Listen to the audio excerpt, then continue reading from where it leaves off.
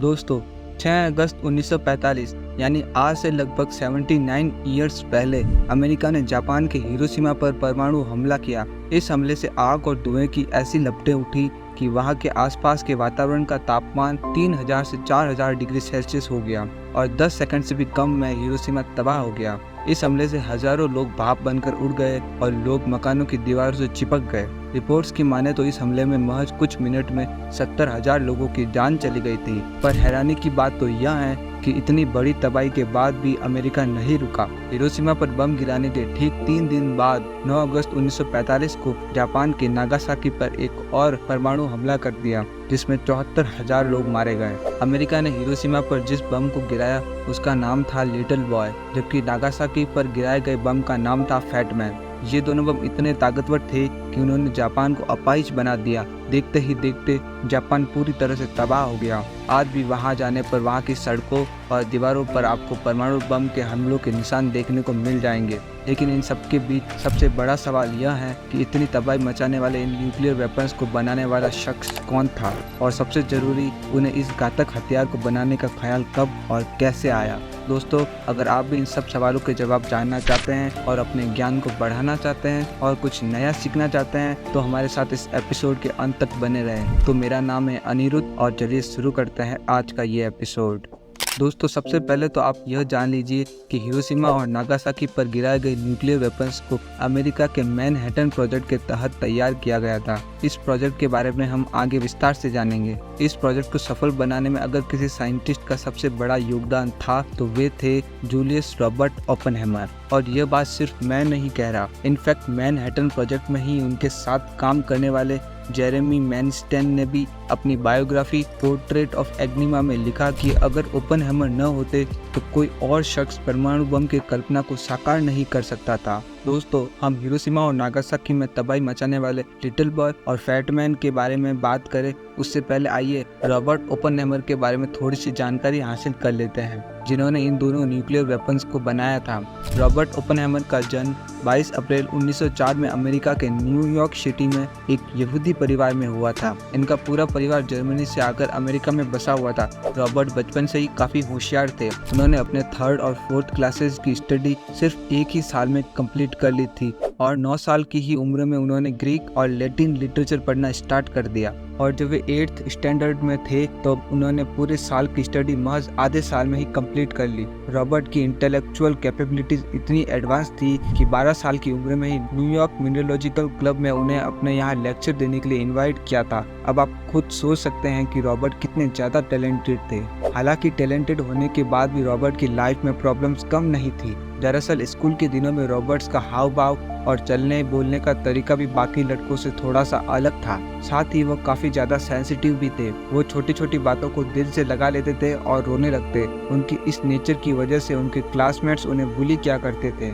हालांकि रॉबर्ट को इसका काफी ज्यादा बुरा लगता था, लेकिन वो अपनी फीलिंग्स को किसी के साथ शेयर नहीं करते थे। समय बीतता गया और समय के साथ बच्चों का टॉर्चर भी बढ़ता गया। साल 1922 में उन्होंने हार्वर्ड यूनिवर्सिटी में एडमिशन लिया और केमिस्ट्री में अपना ग्रेजुएशन कंप्लीट किया। लेकिन इस दौरान उन्होंने महसूस किया कि उनका इंटरेस्ट केमिस्ट्री से ज़्यादा फिजिक्स में है। इसलिए जैसे ही उनका ग्रेजुएशन कंप्लीट हुआ वह इंग्लैंड की यात्रा पर निकल गए और साल 1925 में उन्होंने कैम्ब्रिज यूनिवर्सिटी में एडमिशन लिया और Nobel prize winner J Thomson के अंडर फिजिक्स में अपनी स्टडी शुरू की। हालांकि शुरुआत में रॉबर्ट सर रदरफोर्ड के अंडर स्टडी करना चाहते थे, जिन्हें the father of nuclear physics के तौर पर जाना जाता है, लेकिन उन्होंने रॉबर्ट को रिजेक्ट कर दिया, जिसके बाद रॉबर्ट को जे थॉमसन के अंडर स्टडी करनी पड़ी। आगे चलकर रॉबर्ट ने क्वांटम फिजिक्स में पीएचडी भी कर ली और 1927 में सिर्फ 23 साल की उम्र में उन्होंने पीएचडी की डिग्री कंप्लीट कर ली। उसके बाद कैलिफोर्निया यूनिवर्सिटी और कैलिफोर्निया इंस्टीट्यूट ऑफ टेक्नोलॉजी में पढ़ाना शुरू कर दिया। साथ ही उन्होंने ब्लैक होल पर भी अपनी स्टडी स्टार्ट कर दी, जिसमें उन्होंने आइंस्टाइन की जनरल थ्योरी ऑफ रिलेटिविटी, जो कई बार रिजेक्ट हो चुकी थी, उसी थ्योरी को यूज करके उन्होंने ये साबित किया कि यूनिवर्स में ब्लैक होल एग्जिस्ट करते हैं। उनके इस रिसर्च की वजह से रॉबर्ट की पॉपुलैरिटी काफी ज्यादा बढ़ गई। लेकिन इन सब के बीच रॉबर्ट के मेंटल हेल्थ धीरे धीरे खराब होने लगी थी। इसका कारण था बचपन से ही अपने दोस्तों द्वारा मिला ट्रामा, सर रदरफोर्ड द्वारा मिला रिजेक्शन और जरूरत से ज्यादा मेंटल प्रेशर। ये सब अब रॉबर्ट की मेंटल हेल्थ को इफेक्ट करने लगी थी और एक समय ऐसा आया जब रॉबर्ट की मेंटल हेल्थ इतनी ज्यादा खराब हो गई कि उन्होंने अपने बेस्ट फ्रेंड तक की जान लेने की कोशिश की। हालांकि उनके फ्रेंड की जान तो बच गई, लेकिन इस इंसिडेंट के बाद रॉबर्ट यह समझ गए कि उनके साथ कुछ तो बड़ी प्रॉब्लम है। जिसके बाद वह कई डॉक्टर्स से मिले जिनसे उन्हें पता चला कि वे डेमेंटिया पेरेकॉक्स नाम की डिजीज से पीड़ित हैं। दोस्तों, यह एक तरह की मानसिक बीमारी है जिसमें व्यक्ति को ऐसा लगता है कि उसके आसपास के लोग उसकी जान लेना चाहते हैं। ऐसी कंडीशन में व्यक्ति डर में जीने लगता है, वह हर समय इनसिक्योर फील करता है। रॉबर्ट के साथ भी सेम प्रॉब्लम थी, लेकिन हैरानी की बात तो यह थी कि उन्होंने अपनी इस बीमारी का अपने काम पर कोई असर पड़ने नहीं दिया। इस दौरान उन्होंने हाइजेनबर्ग, यूजीन विग्नर, वोल्फगैंग पॉल आदि साइंटिस्ट के साथ उन्होंने कई महत्वपूर्ण खोजें भी की, लेकिन कुछ समय बाद वह इन सब चीजों से बोर होने लगे। जिसके बाद उन्होंने स्पिरिचुअल दुनिया में कदम रखा और इस क्षेत्र में अपनी रिसर्च के दौरान उन्हें पता चला कि धरती पर सबसे ज्यादा वाइड और डीप माइथोलॉजी अगर कोई है तो वह है हिंदू माइथोलॉजी। इसलिए अब उन्होंने हिंदू माइथोलॉजी की स्टडी की सोची, जिसके धार्मिक ग्रंथों को समझने के लिए उन्हें संस्कृत सीखने की जरूरत महसूस हुई। संस्कृत सीखने के लिए साल 1933 में उन्होंने बेर्कली के कैलिफोर्निया यूनिवर्सिटी के प्रोफेसर आर्थर राइडर से संस्कृत सीखना शुरू किया। आर्थर राइडर ने उन्हें भगवत गीता पढ़ने की सलाह दी। उनके इसी सलाह ने रॉबर्ट की लाइफ को पूरी तरह से चेंज कर दिया और उन्हें एक नई पहचान दिलाई और लोग उन्हें आज the father of atomic bomb के नाम से जानते हैं। दरअसल 1940 का साल था जब सेकेंड वर्ल्ड वॉर की शुरुआत हुई थी। उस समय जर्मन के तानाशाह एडोल्फ हिटलर ने दुनिया में तबाही मचा रखी थी। अमेरिकन को लगा कि अगर हिटलर ने पहले परमाणु बम बना लिया तो वह दुश्मन देशों को मिटा देगा। इसीलिए अमेरिकी सरकार द्वारा मैनहट्टन प्रोजेक्ट की शुरुआत की गई और इसके साथ ही सबसे विनाशकारी बम बनाने पर काम शुरू हुआ, जिसके लिए ओपनहेमर समेत कई वैज्ञानिकों की एक टीम बनाई गई, जिसका काम सबसे पहले यह पता लगाना था कि परमाणु बम बनाया जा सकता है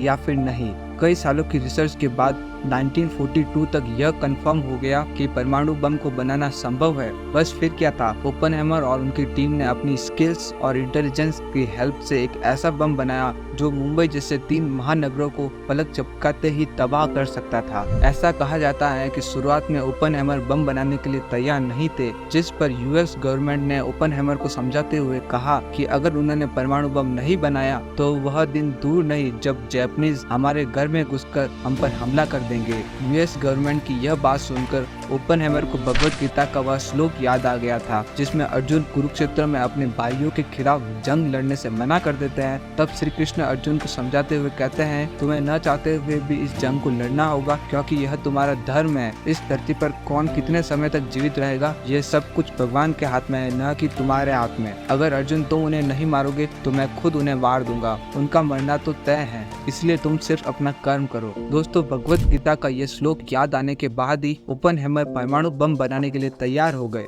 जिसके बाद कई सालों की मेहनत के बाद साल 1945 तक परमाणु बम बनकर तैयार हो गया। इसके बाद बारी थी इसकी टेस्टिंग की, जिसके लिए 16 जुलाई 1945 के दिन को चुना गया। जगह थी न्यू मैक्सिको यूएस और समय था सुबह के 5:45। उस समय ओपनहेमर बहुत ही ज्यादा नर्वस थे, लेकिन जैसे ही दुनिया के पहले एटॉमिक बॉम्ब की टेस्टिंग हुई, यह एक्सप्लोजन इतना ज्यादा विशाल था कि उससे 11 किलोमीटर ऊंचा यानी कि 8 बुर्ज खलीफा जितना लंबा मशरूम क्लाउड बना और उसमें से 21 किलोटन टीएनटी जितनी एनर्जी रिलीज हुई। यह अब तक का देखा गया सबसे बड़ा विस्फोट था, जिसकी चमक सूरज से भी कई अधिक थी। इस विस्फोट ने इतने जोरदार शॉक वेव्स पैदा किए जिनको 160 किलोमीटर दूर तक महसूस किया गया। ओपनहेमर के अनुमान से भी यह करीब 50 गुना ज्यादा बड़ा था। कहा जाता है कि इस विस्फोट के बाद ओपनहेमर ने गीता का एक और श्लोक कहा, Now I am become death, the destroyer of worlds. इस श्लोक से आप यह तो समझ गए होंगे कि ओपनहेमर हिंदू धार्मिक ग्रंथ गीता से कितना प्रभावित थे। हालांकि अपने इन्वेंशन को सफल होता देखकर ओपनहेमर काफी ज्यादा खुश थे। कहा जाता है कि टेस्टिंग वाली जगह से आने के बाद जब ओपनहेमर अपनी गाड़ी से नीचे उतरे तो उनकी चाल में ऐसी कड़क थी कि मानो वह दुनिया जीत कर आ रहे हो, और देखा जाए तो यह सच भी था। अपने विनाशकारी हथियार की ताकत से उन्होंने दुनिया को जीत भी लिया था। खैर, जिस हिटलर के खौफ से अमेरिका ने इस बम को बनाया था था उस हिटलर ने बॉम्ब की टेस्टिंग से करीब 2.5 महीने पहले ही सुसाइड कर लिया था, जिससे जर्मनी ने भी हथियार डाल दिए थे। हालांकि एशिया में युद्ध जारी रहा क्योंकि जापान ने अभी तक हार नहीं मानी थी। ऐसे में जापान से सरेंडर करवाने के लिए अमेरिका ने उसके 2 प्रमुख शहरों हिरोशिमा और नागासाकी पर लिटिल बॉय और फैट मैन नाम के बम को गिरा दिया, जिसमें लाखों लोग मारे गए और अंत में जापान को भी आत्मसमर्पण करने के लिए मजबूर होना पड़ा। वैसे अगर इन दोनों बम के नाम की बात की जाए तो जहां हिरोशिमा पर गिरा गया लिटिल बॉय को उसके लंबे और पतले आकार की वजह से यह नाम मिला, तो वही फैट मैन लिटिल बॉय से दिखने में काफी अलग था। यह लिटिल बॉय की तुलना में काफी मोटा और गोलाकार था। हालांकि लिटिल बॉय और फैट मैन दोनों की ही लंबाई 10 फीट थी, पर जहां लिटिल बॉय का डायमीटर 28 इंच का था वहीं फैट मैन का डायमीटर 60 इंच का था। वजन के मामले में फैट मैन लिटिल बॉय से काफी ज्यादा भारी था। इसका वेट लगभग 4898 किलोग्राम था, जबकि लिटिल बॉय का वजन 4400 किलोग्राम था। इसके अलावा लिटिल बॉय परमाणु में 64 किलोग्राम यूरेनियम इस्तेमाल किया गया था, जिसके विस्फोट से 15,000 TNT का धमाका हुआ। वहीं फैट मैन में यूरेनियम की जगह प्लूटोनियम का इस्तेमाल किया गया था। इसके न्यूक्लियर फ्यूजन से हुए परमाणु विस्फोट से 21,000 का TNT का धमाका हुआ था और ये दोनों धमाके इतने जबरदस्त थे कि इसने पलक झपकाते ही हजारों लोगों को मौत की नींद सुला दिया, जबकि इसके रेडिएशन से घायल हुए लोगों ने कुछ समय बाद अपनी जान गंवा दी। दोस्तों, शुरुआत में ओपनहाइमर भले ही अपने काम से काफी खुश थे, लेकिन अपने आंखों के सामने लोगों को मरता देखने के बाद ओपनहाइमर को अपने काम का काफी पछतावा भी होने लगा, जिसके बाद उन्होंने परमाणु हथियार के प्रोडक्शन और डेवलपमेंट पर रोक लगाने की कई लड़ाइयाँ भी लड़ी और अंत में 62 साल की उम्र में उनकी मृत्यु हो गई। तो दोस्तों, इस वीडियो में फिलहाल इतना ही। वैसे ओपनहाइमर के इस इन्वेंशन के बारे में आप क्या कहेंगे? क्या ये वरदान था या अभिशाप? अपना जवाब हमें नीचे कमेंट में जरूर बताएं। मैं उम्मीद करता हूँ कि आपको आज का ये वीडियो पसंद आया होगा। अगर हाँ, तो इस वीडियो को एक लाइक जरूर करें और ऐसे ही इंटरेस्टिंग वीडियोस और देखने के लिए इस चैनल को सब्सक्राइब करना ना भूलें। मैं आपसे मिलता हूँ एक और नए एपिसोड के साथ। तब तक के लिए नमस्कार।